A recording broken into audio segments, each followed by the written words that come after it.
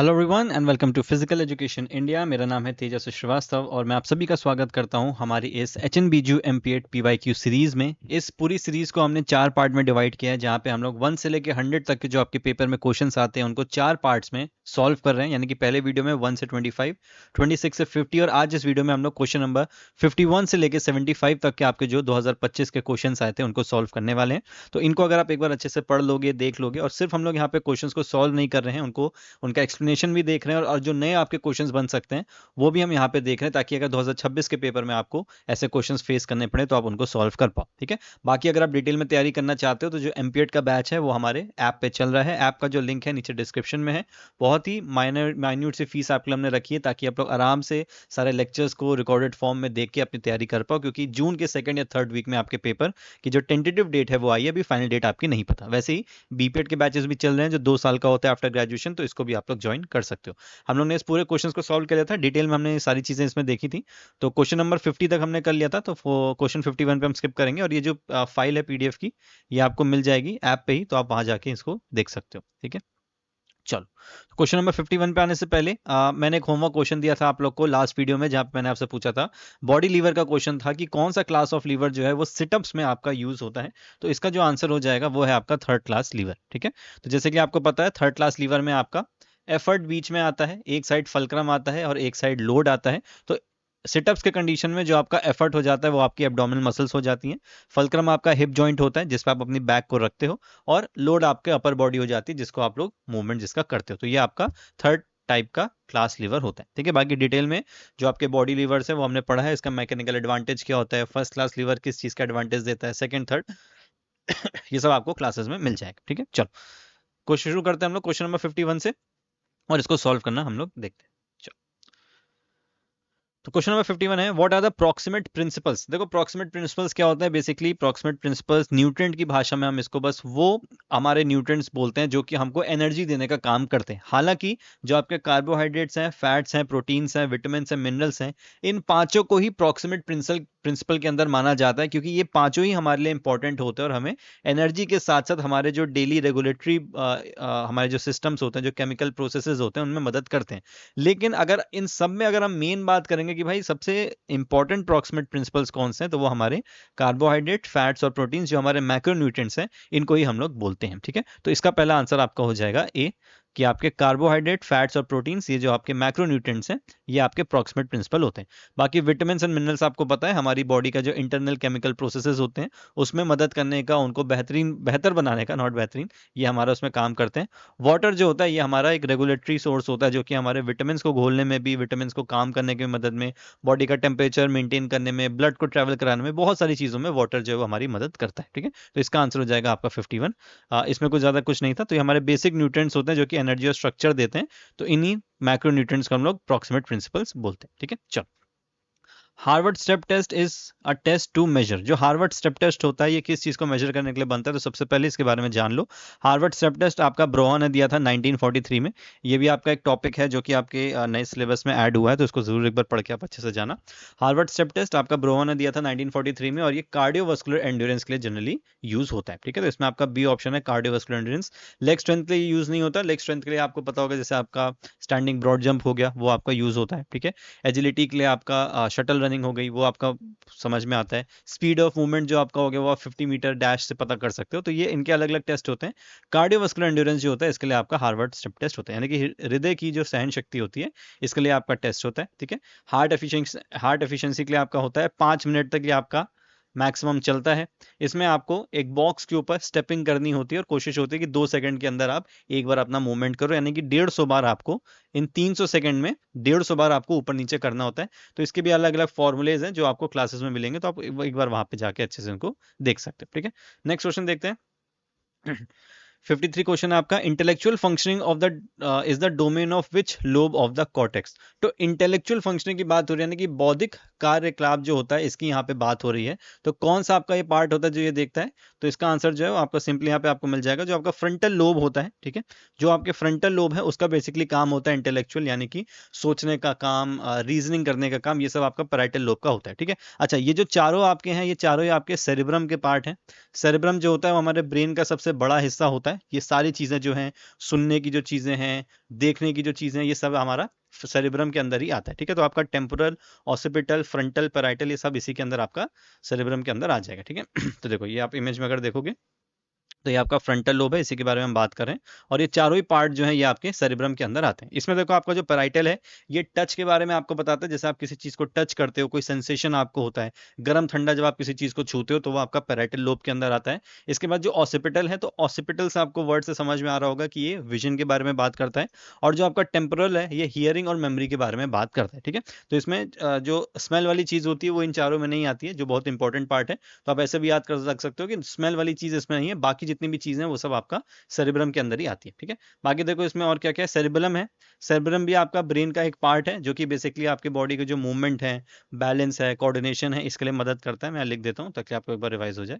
जैसे आपकी बॉडी का बैलेंस हो गया, कोऑर्डिनेशन हो गया, इन सब कामों को करने के लिए आपका सेरेब्रम यूज होता है। और ब्रेन स्टेम क्या होता है? ब्रेन स्टेम बेसिकली आपका जो स्पाइनल कॉर्ड होता है उसको सेरेब्रम से जोड़ने का काम आपका ब्रेन स्टेम करता है। ठीक है, तो इतनी चीजें आपके बारे में। अब देखो अगर आपसे बहुत सिंपल सी चीज पूछी गई थी कि फ्रंटल लोब का काम क्या है, तो इस बार आपसे पैराइटल लोब, ऑसिपिटल लोब या टेम्पोरल लोब किसी का भी काम पूछा जा सकता है, इसलिए हमने इन सारी चीजों को एक बार अच्छे से देख लिया। ठीक है, चल what is the duration of mesocycle of sport training? तो बहुत सिंपल है, स्पोर्ट्स ट्रेनिंग में आपने पीरियडाइजेशन पढ़ा होगा, जिसमें आपने साइकिल्स के बारे में पढ़ा होगा, माइक्रोसाइकिल, मीजोसाइकिल, फिर आपकी मैक्रोसाइकिल, और फिर आपके उससे एनुअल प्लान बनते हैं, ओलंपिक प्लान्स बनते हैं। तो यहाँ इसका जो आंसर हो जाएगा वो सिंपली हो जाएगा 3 to 6 वीक्स। ठीक है, क्योंकि सबसे छोटा आपको पता है, सबसे छोटी आपकी माइक्रोसाइकिल होती है, इसके बाद आपकी मीजोसाइकिल होती है, और इसके बाद फिर आपकी मैक्रोसाइकिल आती है। ठीक है, तो माइक्रो सबसे छोटी हो जाएगी, जो कि आपका 1 से 2 वीक्स हो सकती है, तो मीजो 3 to 6 वीक्स हो गया, और मैक्रो आपकी 10 to 12 वीक्स तक की हो सकती है। तो ये आपका सही आंसर है।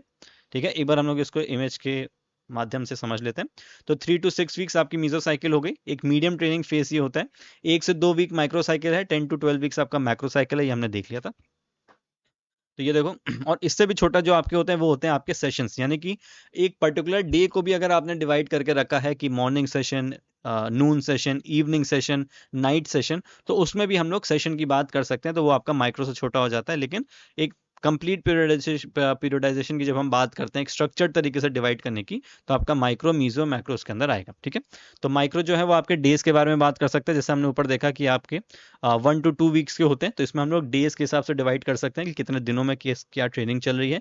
मीजो साइकिल आपके वीक्स हो सकते हैं। ठीक है, और मैक्रो साइकिल आपके एक पर्टिकुलर ईयर में भी ये हो सकता है, लेकिन उसके भी हम लोग पार्ट करके चलते हैं। जैसे आपका जो एनुअल प्लान होता है, ये पूरा एक आपका एनुअल प्लान होगा, तो इसमें जो मैक्रोज है उसको भी हम लोग डिवाइड कर सकते हैं 10 से 12 वीक्स में, कि किस तरीके से आप अपनी प्रिपरेशन कर रहे हो। जनरल प्रिपरेशन हो गई, स्पेसिफिक प्रिपरेशन हो गई, फेज 1 हो गया आपके टूर्नामेंट का, कॉम्पिटिशन पीरियड फेज 2 हो गया। तो ये सारी चीजें आप लोग मैक्रो में प्रॉपरली इसको डिवाइड कर सकते हो। ठीक है, तो इसमें आपको इनका टाइम पता होना जरूरी है। तो ये 1 to 2 वीक्स हो गया, ये आपके क्वेश्चन के हिसाब से 3 to 6 वीक्स है, तो आप यही याद रखो।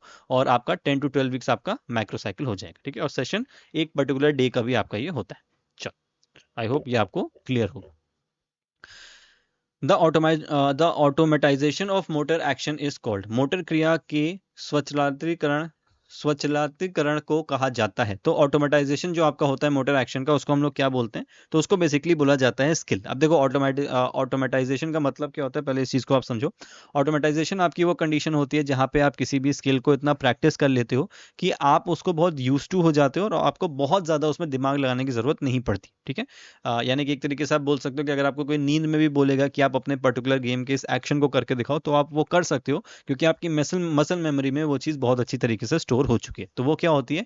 वो आपकी स्किल होती है। ठीक है, अगर हम स्टाइल की बात करेंगे तो स्टाइल इंडिविजुअल होता है, जैसे आपने देखा होगा हर प्लेयर का अपना अपना स्टाइल होता है।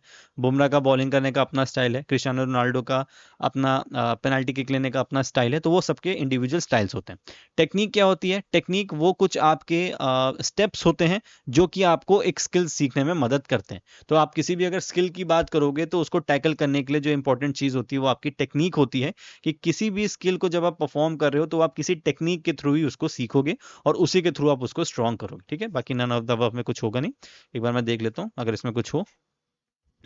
तो स्किल हो गया, स्किल आपका क्या है? लर्न एंड ऑटोमेटिक मूवमेंट होता है। तो एक ऑटोमेटिक वर्ड भी आप याद रख सकते हो कि इस तरीके से आपने उसको सीख लिया कि अब आप ऑटोमेटिकली उसको कर सकते हो, आपको दिमाग लगाने की जरूरत नहीं है। टेक्निक की बात करेंगे तो मेथड हो गया, किस तरीके से आपको स्किल करनी है। स्टाइल क्या हो गया? वो आपका पर्सनल वेरिएशन, यानी कि इंडिविजुअल टू इंडिविजुअल आपका डिपेंड करता है। चलो, स्पीड के बारे में बात कर लेते हैं। The ability to maintain the maximum speed for the maximum possible duration और डिस्टेंस इज कॉल्ड। तो आपकी जो स्पीड होती है ये अलग अलग पार्ट में डिवाइड होती है। रिएक्शन एबिलिटी हो गई, फिर आपकी एक्सेलरेशन एबिलिटी हो गई, फिर लोकोमोटर हो गया, स्पीड एंड्योरेंस हो गया। ठीक है, ये सारी चीजें आपके अंदर इसके स्पीड के अंदर आती हैं और भी इसके टाइप्स होते हैं। तो इसमें आपका जो आंसर हो जाएगा दैट इज लोकोमोटर एबिलिटी। ठीक है, लोकोमोटर एबिलिटी क्या होती है? देखो, अगर मैं आपसे बात करूं कि सबसे पहले अगर आप 100 मीटर का एग्जांपल ले लो, तो एक गन शॉट हुआ, गन शॉट पे आप जो स्टिमुलस पर रिएक्ट करोगे वो आपकी होती है रिएक्शन एबिलिटी। तो सबसे पहले तो आपकी आ गई रिएक्शन एबिलिटी। इसके बाद फिर आपकी एक्सेलरेशन एबिलिटी है। एक्सेलरेशन एबिलिटी क्या होगी? इन चारों के हिसाब से जो सेकंड पे आएगी वो एक्सेलरेशन एबिलिटी आएगी, कि आपने जब दौड़ना शुरू किया, यानी कि जब आपकी स्पीड 0 है, यहां से आप अपनी स्पीड को इंक्रीज करना शुरू करोगे और अपनी हाईएस्ट स्पीड पे, यानी कि जो आपकी मैक्सिमम स्पीड है, उस पर जाने के लिए आप कोशिश करोगे। तो ये जो पर्टिकुलर पूरा टाइम है जिसमें आप एक्सेलरेट कर रहे हो, अपनी जो स्पीड है उसको बढ़ा रहे हो ताकि आप अपने मैक्सिमम स्पीड तक जा पाओ, तो उसको हम लोग क्या बोलते हैं? उसको हम लोग एक्सेलरेशन एबिलिटी बोलते हैं। ठीक है, लोकोमोटर एबिलिटी क्या होती है कि जब आप इस हाईएस्ट या फिर मैक्सिमम स्पीड पे पहुंच चुके हो, तो आप अपनी मैक्सिमम स्पीड को कितनी देर तक मेंटेन रख सकते हो, यही आपकी लोकोमोटर एबिलिटी कहलाती है। और यही आपका क्वेश्चन में पूछा गया है, अगर आप एक बार रीड करना चाहो, the ability to maintain the maximum speed for the maximum possible duration और डिस्टेंस। तो मैक्सिमम स्पीड को सबसे जितने लंबे टाइम तक आप मेंटेन कर सकते हो उसको हम लोग लोकोमोटर एबिलिटी बोलते हैं। और स्पीड एंड्योरेंस क्या होता है कि फटीग की कंडीशन में जब हम लोग अपनी स्पीड को मेंटेन करते हैं या फिर दौड़ते हैं या फिर स्पीड के थ्रू कोई भी मूवमेंट करते रहते हैं थकान की कंडीशन में, तो वो हमारा स्पीड एंड्योरेंस के अंदर ही आता है। ठीक है, चलो 58 क्वेश्चन आपका है, a method in which joint is stretch rhythmically to its maximum range is. तो ये आपका फ्लेक्सिबिलिटी का एक तरीका हो सकता है, फ्लेक्सिबिलिटी को बढ़ाने का, फ्लेक्सिबिलिटी को बेटर करने का, इंप्रूव करने का। तो आपका उसमें बैलिस्टिक मेथड जो होता है ये वैसे तो बहुत सेफ मेथड नहीं होता, बच्चों को ये करने को मना किया जाता है, क्योंकि इसमें आप बहुत ही जर्की मूवमेंट्स करते हो, बहुत ही बाउंसी मूवमेंट्स करते हो। आपने देखा होगा कुछ एथलीट्स होते हैं, जिम्नास्ट जनरली, जिनकी बॉडी फ्लेक्सिबल हो जाती है, बट फिर भी आपने कुछ एथलीट्स को देखा होगा कि वो अपना एक हाथ किसी मशीन पे या किसी अपने फ्रेंड के हाथ पे रख लेंगे और फिर अपने पैर को बहुत जोर जोर से स्विंग करते हैं। तो ये आपका बैलिस्टिक मेथड होता है, जहाँ पे बहुत तेजी से आप अपने जॉइंट को मूव करते हो, उसमें जर्की मूवमेंट्स होते हैं, बाउंसिंग मूवमेंट्स होते हैं, और बच्चों को तो खास करके मना किया जाता है कि ये नहीं करना चाहिए क्योंकि उससे इंजरी हो सकती है। बट आपका जो क्वेश्चन है इसका आंसर यही होगा। ठीक है, कि रिदमिकली जब आप एक मूवमेंट कर रहे हो अपने जॉइंट को कंप्लीटली स्ट्रेच करके मैक्सिमम रेंज तक, तो ये आपका बैलिस्टिक मेथड होगा। ठीक है, बाकी स्लो एंड स्ट्रेच होल्ड ये आपका एक काइंड ऑफ एक स्टैटिक मेथड हो सकता है। पोस्ट आइसोमेट्रिक स्ट्रेच जो है ये आपका पीएनएफ फ्लेक्सिबिलिटी के अंदर आ सकता है, प्रोप्रियोसेप्टिव न्यूरोमस्कुलर फैसिलिटेशन के अंदर आ सकता है, जो कि एक एडवांस मेथड है जहां पे आप अपनी मसल को स्ट्रेच भी करते हो, उसको होल्ड भी करते हो और उसको कॉन्ट्रैक्ट भी करते हो, ताकि साथ ही साथ फ्लेक्सिबिलिटी के आपके जो स्ट्रेंथ है वो भी डेवलप होने लगे। ठीक है, तो इनके बारे में डिटेल में क्लासेस में हमने पढ़ा हुआ है, तो वहां पे आप एक बार जाके देख सकते हो। क्योंकि देखो इनसे बहुत डिफिकल्ट क्वेश्चन नहीं बन रहे हैं जैसे कि आप देख रहे हो, लेकिन एटलीस्ट आपको पता होना चाहिए कि ये चीजें हैं क्या, ताकि फिर आप इन क्वेश्चन को आंसर कर पाओ। चलो 59 क्वेश्चन देखते हैं। इसके बारे में अगर कुछ है तो मैं देख लेता हूँ। स्टैटिक मेथड, एक मिनट, ये कुछ गड़बड़ हुआ क्या? अच्छा सॉरी सॉरी, अच्छा ये क्वेश्चन मिस हो गया था एक। अच्छा इस क्वेश्चन स्किप हो गया था, ठीक है ठीक है। तो ये आपका हो जाएगा बैलिस्टिक मेथड। ठीक है, इसका आंसर ऊपर होगा। ये आई थिंक इसको मैंने ऐड नहीं किया है। 55 लोकोमोटर रिएक्शन, ठीक है, आई थिंक ये मिस हो गया, कोई बात नहीं।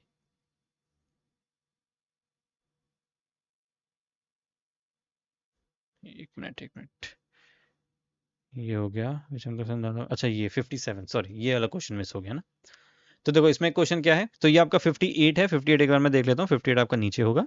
ठीक है, तो ये रहा। तो बैलिस्टिक मेथड आपका क्या हो गया? Involves bouncing and jerky movements. ठीक है, तो ये आपका बैलिस्टिक मेथड होता है। एक क्वेश्चन मिस हो गया था, उसको कर लेते हैं 57, कि इसमें से कौन सा आपका मेथड नहीं है एंड्योरेंस को इंप्रूव करने का? तो कंटिन्यूस मेथड आपका एक एंड्योरेंस को इंप्रूव करने का तरीका होता है।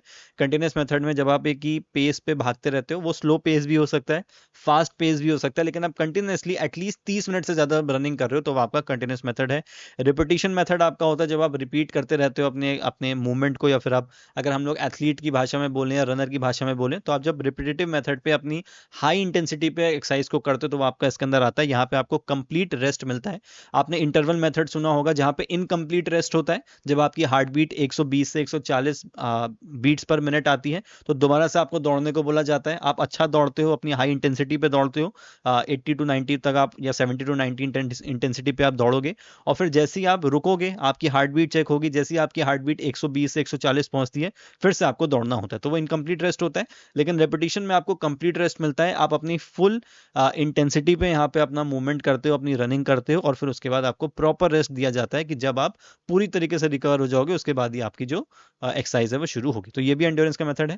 कंपटीशन मेथड बहुत ज्यादा फेमस नहीं है, बट ये भी आपका आंसर हो जाएगा क्योंकि स्टैटिक मेथड यहाँ पे दिया हुआ है। स्टैटिक मेथड आपको समझ में आ रहा है, स्थैतिक विधि। क्या आप रुक के या फिर रुक के कोई एक्सरसाइज करके अपने एंड्योरेंस को डेवलप कर सकते हो? क्योंकि देखो यहाँ पे कोई पर्टिकुलर एंड्योरेंस नहीं लिखा, यहाँ पे कोई मस्कुलर एंड्योरेंस या स्ट्रेंथ एंड्योरेंस नहीं लिखा। एंड्योरेंस की बात हो रही है तो आपका जो नॉर्मल जो एंड्योरेंस होता है किसी भी काम को बहुत लंबे टाइम तक करने का, जहां पे आपका कार्डियोवास्कुलर सिस्टम बहुत ज्यादा यूज होगा, तो ये उसी की बात हो रही है। तो स्टैटिक मेथड आपको देख के समझ में आ रहा होगा कि स्टैटिक मेथड इसका आंसर नहीं हो सकता, तो डी आपका यहाँ पे सही आंसर हो जाएगा। ठीक है, तो ये आपका कोई तरीका नहीं है। Static method is not used for endurance training. बाकी जो थे वो आपके तरीके इसके होते। चलो नेक्स्ट क्वेश्चन देखते हैं। 58 हो गया था, 59। The motor procedure for tackling a motor task is called. अच्छा देखो, अभी हमने बात करी थी ऊपर स्किल की, कि स्किल क्या होती है जब हम लोग ऑटोमेटाइजेशन हो जाता है, जब हम लोग ऑटोमेटिक तरीके से किसी भी अपने मूवमेंट को परफॉर्म करने लगते हैं तो वो हो जाता है स्किल। अच्छा, motor procedure for tackling a motor task. अब देखो बात यहाँ पे मोटर टास्क की हो रही है, मोटर प्रोसीजर की हो रही है, तो इसका मतलब टैक्टिक्स तो नहीं हो सकता है ना, क्योंकि टैक्टिक्स तो आपकी मेंटल एबिलिटी है कि आप ड्यूरिंग द गेम किसी चीज को कितना बेहतर सोच सकते हो, परफॉर्म कर सकते हो और अपने डिसीजंस ले सकते हो, तो ये तो नहीं हो सकता। स्टाइल हमने देख लिया भाई, स्टाइल तो एक इंडिविजुअल तरीका होता है, तो यहाँ पे मोटर टास्क को टैकल करने की बात तो नहीं हो रही है। स्किल के बारे में हम बात नहीं कर रहे हैं क्योंकि स्किल काइंड ऑफ आपका ऑटोमेटाइजेशन के अंदर आ जाता है। मैंने आपको एक चीज बताई थी टेक्निक के बारे में, कि टेक्निक वो आपके स्टेप्स होते हैं जो कि आपकी स्किल को परफॉर्म करने में आपको मदद करते हैं। और अगर यहाँ पे लिखा है कि भी आप कोई अगर मोटर प्रोसीजर कर रहे हो और आप किसी मोटर टास्क को टैकल करना चाहते हो, तो वहां पे आपकी क्या मदद करेगी? वो टेक्निक है जो आपको मदद करेगी कि किस तरीके से आप किसी भी कोई भी चेंज अगर आपके सामने हो रहा है, या फिर आप ऐसे समझ लो जैसे आप एक बैट्समैन हो और बॉलर आपके सामने आ रहा है, तो आपको अगर उस बॉल को फेस करना है, वो जो एक मोटर प्रोसीजर है जो आपको फॉलो करना है किसी भी मोटर टास्क को टैकल करने के लिए या फिर उसको रेजिस्ट करने के लिए, तो आपकी वो टेक्निक ही होगी जो आपको मदद करेगी। ठीक है, क्योंकि स्किल एक सेट स्किल हो गई है, एक सेट रूल्स हो गए जिनको आप फॉलो करो, लेकिन टेक्निक है जिनको आप थोड़ा सा हिंडर करके, अगर आपने उनको पकड़ बना के रखी है, उसको समझ के रखा है, तो आप इन मोटर टास्क को हैंडल कर सकते हो। ठीक है, तो इसका आंसर आपका हो जाएगा टेक्निक। एक बार मैं देख लेता हूँ। हाँ ठीक है, टेक्निक आंसर हो जाएगा। Correct method of performing a skill. Skill क्या हो गई? आपकी एबिलिटी हो गई। टैक्टिक्स आपकी स्ट्रेटेजी काइंड ऑफ हो जाती है, बट शॉर्ट टर्म और ड्यूरिंग द गेम। और स्टाइल क्या है? वो आपका एक पर्सनल वे होता है। तो हमारा मोटर टास्क को टैकल करने का जो प्रोसीजर है वो आपकी टेक्निक होती है। ठीक है, विच among the following is not a face of sport form. अब देखो ये जो क्वेश्चन है ये बेसिकली इसमें जो आपके चारों ऑप्शंस हैं ये चारों ही ठीक हैं। जब हम लोग स्पोर्ट्स फॉर्म की बात करते हैं तो एक इंडिविजुअल का स्पोर्ट्स फॉर्म कैसे डेवलप होना शुरू होता है और कैसे खत्म होता है और फिर कैसे दोबारा शुरू होता है, तो हम स्पोर्ट्स ट्रेनिंग के अंदर इस चीज़ को पढ़ते हैं। लेकिन इसमें जो एक, अगर आप इनको एक हायरार्की में लगाओगे, एक सीक्वेंस में लगाओगे, तो इस पेपर का जो सही आंसर इस क्वेश्चन का दिया गया था और जो एक्चुअली में इसका सही आंसर होना चाहिए इस क्वेश्चन के हिसाब से, वो आपका होना चाहिए रीगेन ऑफ प्रीवियस स्टेट। ठीक है, देखो सबसे पहला क्या है? Face of development of training state. तो सबसे पहले आपकी स्पोर्ट्स ट्रेनिंग में एक फेस आएगा, एक मोमेंट आएगा जब आप अपनी ट्रेनिंग स्टेट को डेवलप करना शुरू करोगे किसी कंपटीशन के लिए या फिर अपने हाईएस्ट लेवल या हाईएस्ट परफॉर्मेंस पे जाने के लिए।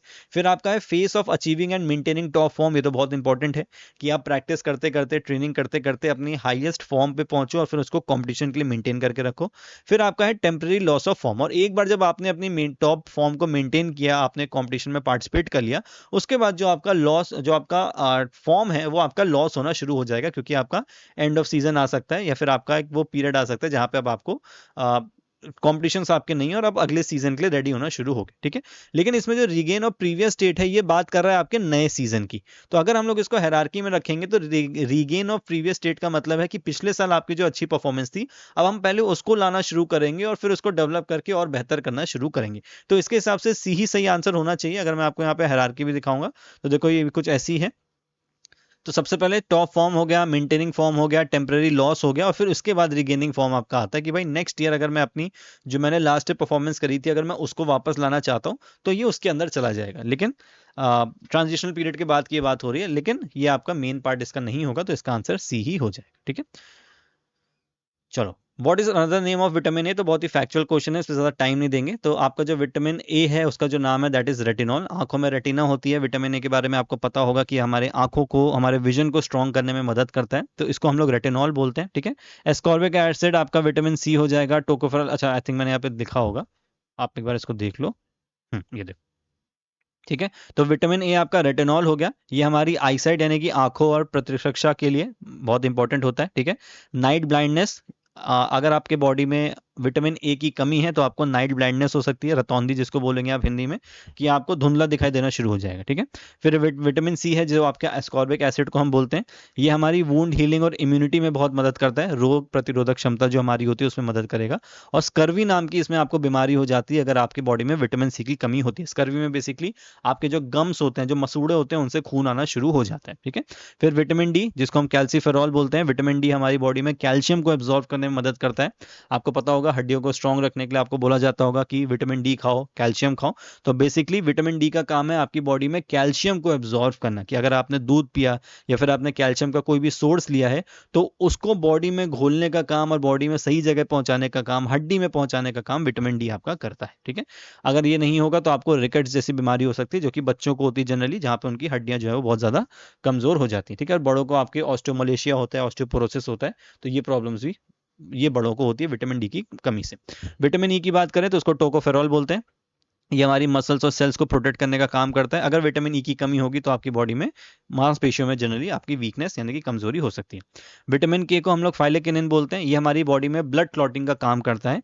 अगर आपको कहीं चोट लगती है तो आप थोड़ी देर बाद देखोगे कि आपका जो खून है वो जमना शुरू हो जाता है, तो वो जो खून जमना शुरू होता है वो विटामिन के की मदद से ही होता है, विटामिन के की वजह से होता है।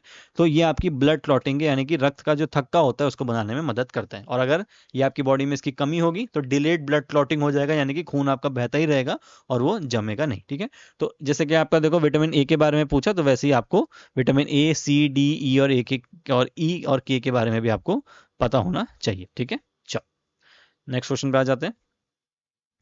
Sarcoplasmic reticulum serves as a storage of, अब देखो ये जो पूरा आपको टॉपिक है ये आप लोग मास्टर्स की तैयारी कर रहे हो, जब आप लोग मास्टर्स में जाओगे तो आप लोग एक बहुत अच्छा टॉपिक पढ़ोगे, स्लाइडिंग फिलामेंट थ्योरी। ठीक है, जहां पे आप मसल के कॉन्ट्रैक्शन के बारे में डिटेल में पढ़ोगे कि हक्सले ने इसके बारे में क्या बोला है। तो ये बहुत अच्छा टॉपिक है। ये सारी ये जो क्वेश्चन आप देख रहे हो, अगर आप सोच रहे हो कि यार मैंने कभी ये पढ़ा नहीं, हालांकि आप सबको पता होगा इसके बारे में, लेकिन अगर कोई ऐसा सोच रहा है कि सार्कोप्लाज्मिक रेटिकुलम क्या होता है, इसमें कैल्शियम कहाँ से आ रहा है, क्यों स्टोर कर रहा है, तो ये बहुत ही सिंपल सा टॉपिक है। जब आप इसको पढ़ लोगे तो सारे क्वेश्चन आपको बहुत इजी लगने लगेंगे। तो कैल्शियम ही आपकी मसल्स में, मसल के जो आपका कॉन्ट्रैक्शन होता है, जो खिंचाव होता है, उसके लिए कैल्शियम को ही ये यूज करता है। ठीक है, तो बहुत लंबा इसका सिस्टम होता है, न्यूरॉन से आपके मैसेज आता है, फिर आपका सार्कोप्लाज्मिक रेटिकुलम है वो एक्टिव होता है, वो कैल्शियम रिलीज करता है, फिर आपके जो माइलिन, जो आपके मसल्स हैं, जो आपके उसमें जो सेल्स हैं वो अपना काम करना शुरू करते हैं। तो बहुत लंबा प्रोसेस है जिसको आप एक बार अच्छे से पढ़ोगे तो आपको समझ में आएगा। ठीक है, चलो, what is the full form of ATP, तो बहुत ही फैक्चुअल क्वेश्चन है, ज्यादा टाइम नहीं देंगे।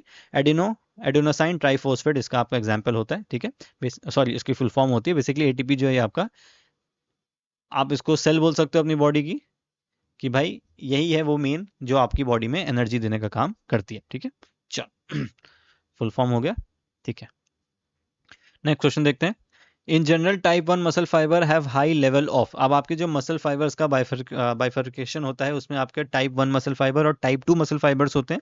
टाइप 1 मसल फाइबर जो होता है ये जनरली आपके एरोबिक एंड्योरेंस वाले एथलीट्स के अंदर पाया जाता है। ठीक है, जिनके अंदर एंड्योरेंस बहुत अच्छा होता है, जो लंबे टाइम तक एक्टिविटी को परफॉर्म कर सकते हैं, उनके अंदर आपका टाइप 1 मसल फाइबर होता है। वैसे ही टाइप 2 मसल फाइबर्स उन एथलीट्स के अंदर होता है जिन लोग को अपनी मसल्स को बहुत जल्दी जल्दी कॉन्ट्रैक्ट करना होता है। तो जो टाइप 1 मसल फाइबर होता है इसकी कॉन्ट्रैक्शन स्पीड बहुत स्लो होती है, लेकिन ये लंबे टाइम तक आपको एनर्जी देता है। वैसे ही टाइप 2 मसल फाइबर है जिसकी कॉन्ट्रैक्शन स्पीड बहुत तेज होती है।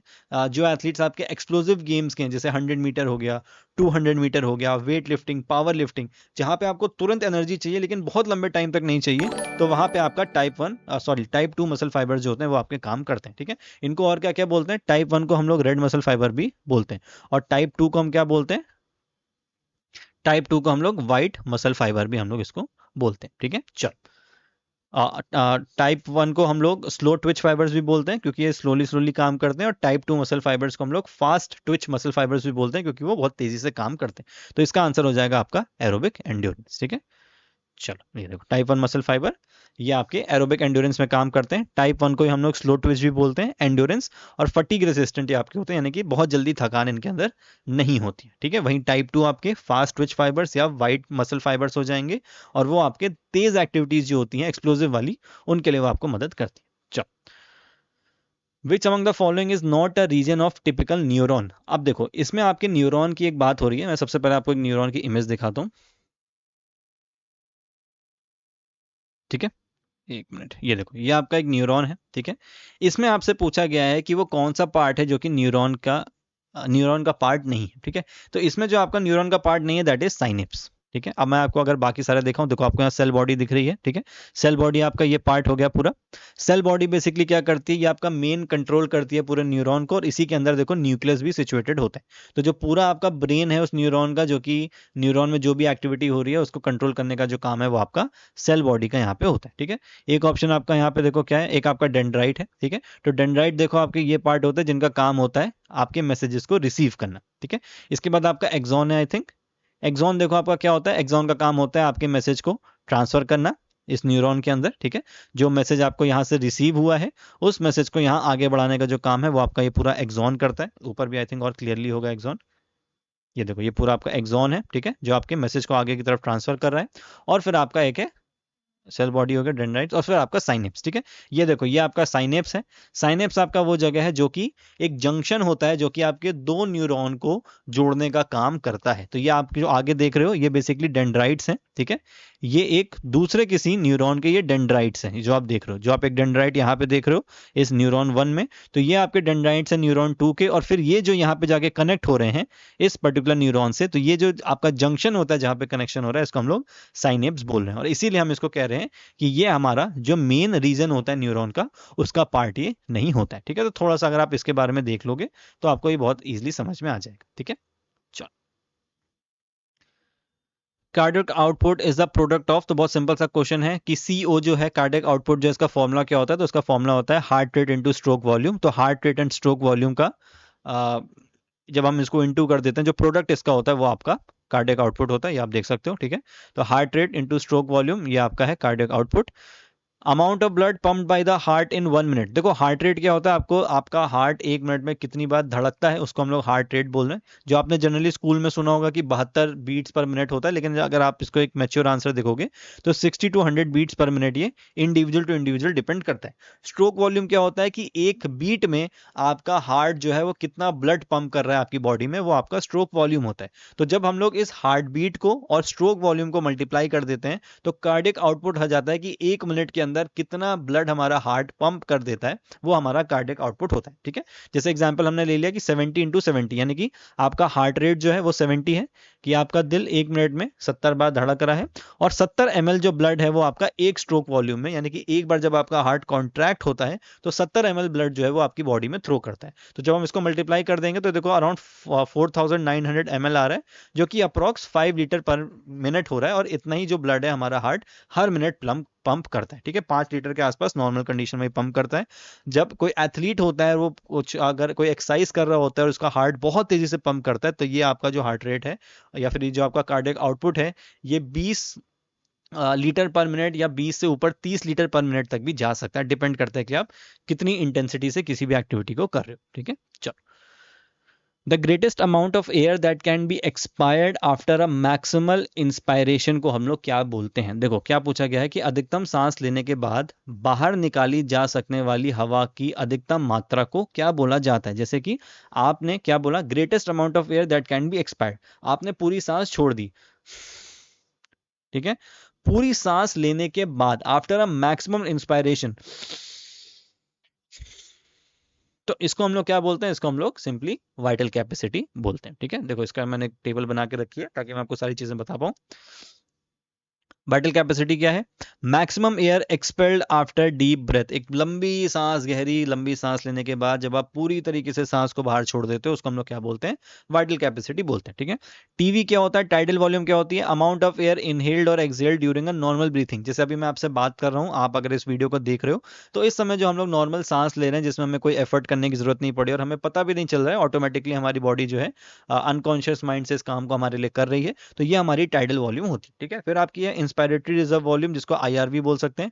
Extra air inhaled after normal inspiration. अगर मैंने नॉर्मल सांस ली और इसके बाद मैंने कुछ और सांस अंदर खींच ली, तो ये जो एक्स्ट्रा सांस मैंने ली, इसको हम लोग क्या बोलेंगे? इसको हम लोग बोलेंगे आईआरवी। ठीक है। फिर आपका है एक्सपायरेटरी रिजर्व वॉल्यूम, उसी का उल्टा कर दो। Extra air exhaled after normal expiration. मैंने सांस छोड़ी और इसके बाद मैंने और सांस छोड़ दी, तो ये क्या है? ये जो मैंने एक्स्ट्रा हवा निकाली, इसको हम लोग क्या बोलेंगे? एक्सपायरेटरी रिजर्व वॉल्यूम हम लोग इसको बोलते हैं। ठीक है।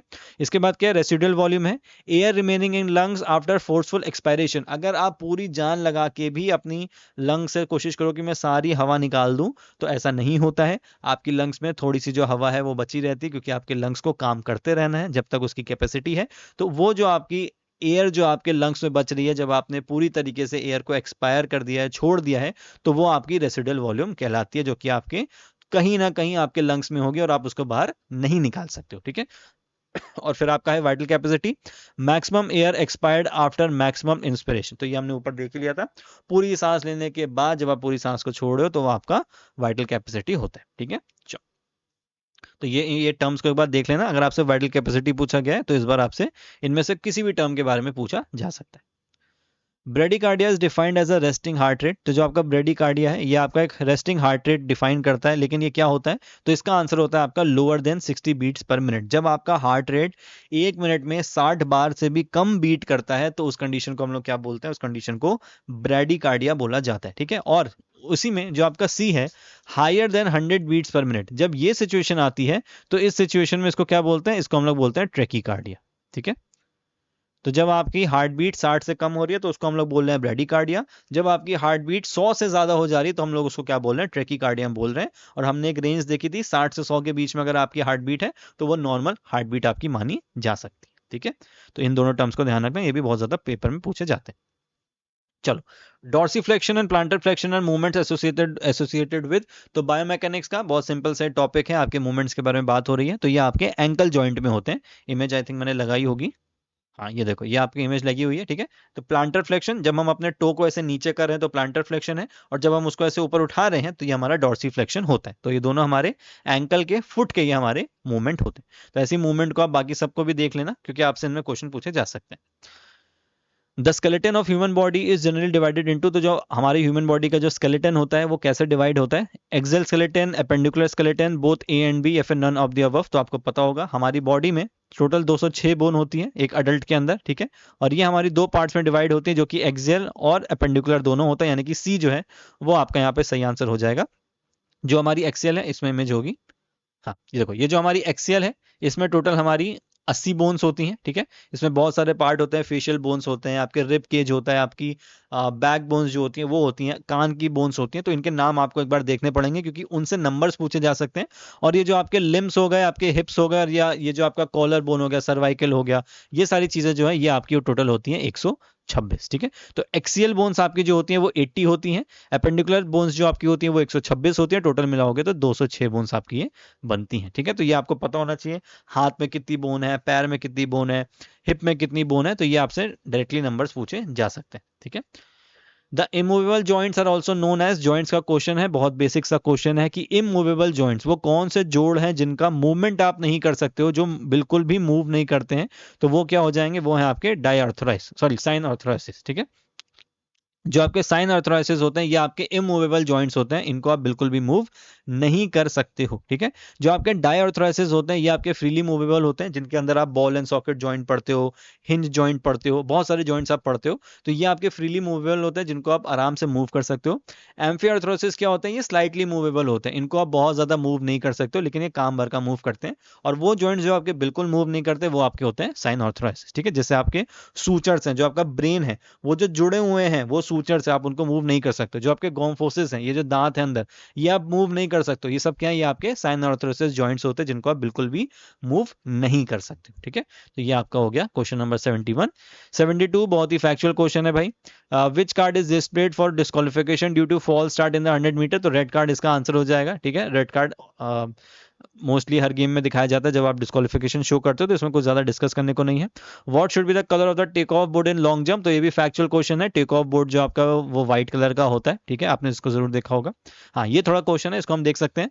What is the area in percentage for mu minus 2 sigma and mu plus 2 sigma, तो ये आपका स्टैटिस्टिक्स का क्वेश्चन है। स्टैटिस्टिक्स के जो आपके लेक्चर्स हैं वो आपको मिल जाएंगे, तो एक बार जरूर अच्छे से पढ़ लेना, क्योंकि ये बहुत डिमांडिंग आपका पार्ट है, और जो सारे आपके यूनिट्स हैं उसमें स्टैटिस्टिक्स जो है वो भी आपके पेपर में अच्छे से पूछा जा सकता है। 5 से 6 क्वेश्चन आपके इसी पेपर में थे, तो इस बार तो स्पेसिफिकली आपके सिलेबस में आया, तो आपसे क्वेश्चन पूछे जाएंगे। तो बैच को जब ज्वाइन करोगे तो स्टैटिस्टिक्स वाले लेक्चर्स को अच्छे से सुन लेना। ठीक है, चलो, तो इसमें देखो, तो ये रेड कार्ड हो गया, बाकी आप इसको रीड कर लेना। व्हाइट बोर्ड हो गया।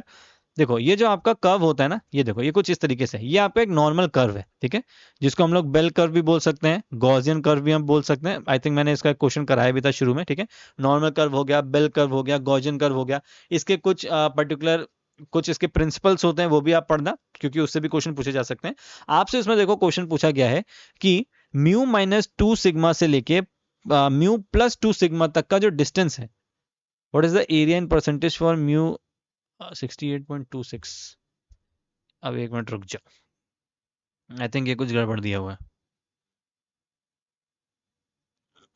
What is the Arian percentage for mu and, अच्छा ठीक है, तो मतलब इनमें से आपको किसी एक का बताना है। ठीक है, यानी कि या तो आप इसका बता दो या तो इसका बता दो, क्योंकि दोनों का ही जो आपका परसेंटेज है वो कॉमन है। मुझे ऐसा लगे कि पूछ रहा है कि ये दोनों का डिफरेंस पूछ रहा है, नहीं, ये आपसे किसी भी एक का डिफरेंस पूछ रहा है। तो जब आप देखोगे तो ये आपका देखो म्यू हो गया। ठीक है, जो आपका मीन है। ठीक है, और ये आपका -2 सिग्मा, और ये है आपका +2 सिग्मा। तो या तो आप इसका डिस्टेंस बता दो क्योंकि ये भी इक्वल होगा, मैं यहाँ मार्क कर देता हूँ। ठीक है, या तो आप इसका डिस्टेंस बता दो क्योंकि ये इक्वल है, या तो आप इसका डिस्टेंस बता दो क्योंकि ये भी आपका इक्वल होता है। ठीक है, तो जब आप इनको जोड़ोगे तो आपका जो आंसर आएगा वो आपका आ जाएगा 68.26, सॉरी 95.44। हाँ ठीक है, तो ये आप किसी भी कोई एक आप डिस्टेंस बता दोगे। हालांकि मेरे ख्याल से इसमें दोनों का ही पूछा है। ठीक है, ठीक है, इसको कंफ्यूज करते हैं। हाँ ठीक है, ये दोनों का ही पूछा है। ठीक है, ठीक है, सॉरी,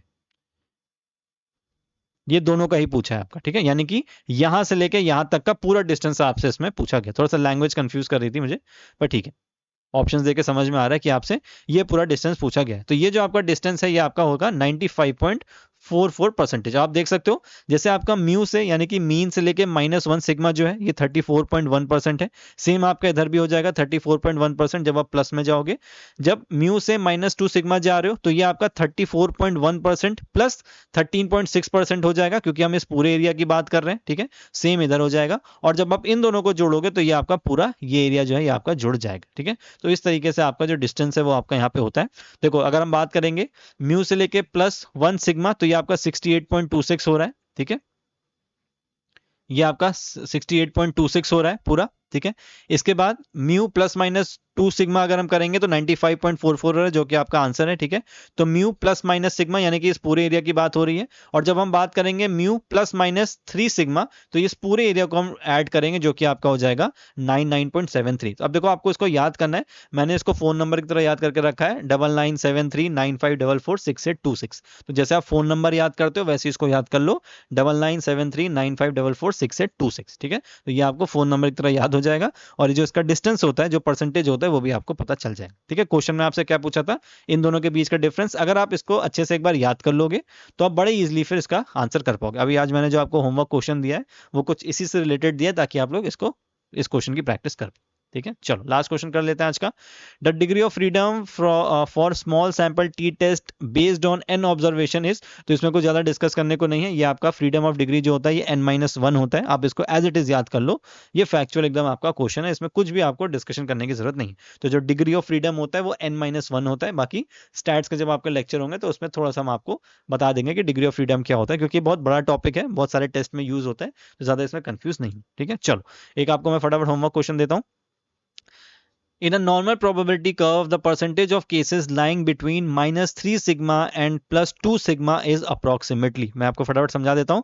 -3 से +2 सिग्मा तक का डिस्टेंस पूछा, यानी कि -3 से +2 सिग्मा तक का आपको पता होना चाहिए. अब इसको आप, ये जब आंसर आप करना तो इसको मत देखना, आप पहले वैल्यूज को याद करो, जैसे मैंने आपको फोन नंबर की तरह याद कराई, और फिर उसमें ऐड करते करते आप इसका आंसर यहाँ पे करोगे. ऑप्शंस जो है वो आपके यहाँ पे दिए हुए हैं, ये आपका होमवर्क है. और जब हम लोग इसका फोर्थ पार्ट जो है, जब इसको शुरू करेंगे क्वेश्चन नंबर 76 से, तब मैं आपको इसका आंसर बताऊंगा और समझा भी मैं आपको दूंगा. ठीक है, चलो, आई होप आपको चीजें समझ में आई होंगी. ये हमारे 25 क्वेश्चन थे आज के. मैं फिर से बोलूंगा कि अगर आप लोग को अगर आप लोग एक अच्छी यूनिवर्सिटी में आना चाहते हो तो देखो, रिस्क मत लेना कि जाके एग्जाम दे देंगे, मार्क्स आ जाएंगे, वहां तो अच्छे बच्चे नहीं आते, ऐसा नहीं है. बच्चे इस बार मेहनत कर रहे हैं, क्लासेस ज्वाइन करी हैं उन्होंने, पढ़ रहे हैं. तो आप भी, अगर एक महीने आपका एग्जाम बचा हुआ है तो एक बार अच्छे से पढ़ लो, ताकि आपका जो सिलेक्शन है वो अच्छी जगह हो जाए, और फिर आप आगे भी अपने कैरियर को डेवलप कर पाओ. ठीक है, चलो, तो इस वीडियो को यहीं तक रखेंगे. Thank you so much. कोई भी अगर आपका डाउट हो तो आप नीचे कमेंट सेक्शन में पूछ सकते हैं.